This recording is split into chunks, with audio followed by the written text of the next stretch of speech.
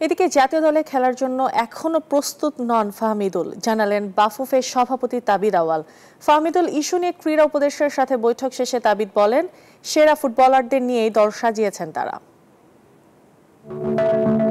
এই মুহূর্তে বাংলাদেশের আলোচনার সবচাইতে বড় ইস্যু ফাহমিদুল।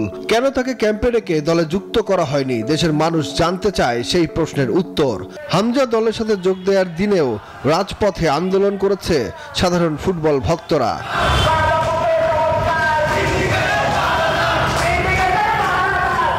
অবশেষে সেই প্রশ্নের উত্তর খুঁজতে বাফুফের সভাপতি তাবিদ আওয়ালের সাথে বৈঠক করেন ক্রীড়া উপদেষ্টা। আনুষ্ঠানিক আলোচনা শেষে বাফুফের সভাপতি জানান, দেশের সেরা ফুটবলারদের নিয়েই দল গঠন করেছেন তারা। দেখেন, আমি ক্লিয়ারলি আপনাকে বলতে চাচ্ছি যে আমরা সবসময় একটা ডেফিনেটলি প্রফেশনালিজম এন্ড একটা সিস্টেম আমরা বজায় রাখি। তার ভিতরে ডেফিনেটলি কিছু উইকনেস থাকতেই পারে, যেটা আমরা সবসময় ওপেন টু রেকটিফিকেশন। আমাদের বর্তমানে স্কোয়াডে ছিল 30 জন, তার ভিতরে 29 জন কিন্তু সৌদিতে গিয়েছিলেন।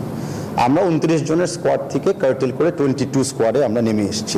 তবে বাফুফের সভাপতি ইঙ্গিত দিয়েছেন, জাতীয় দলে খেলার জন্য প্রস্তুত হলেই বাংলাদেশি বংশোদ্ভূত ইতালিয়ান ফুটবলার ফাহমিদুলকে বিবেচনা করবে দেশ।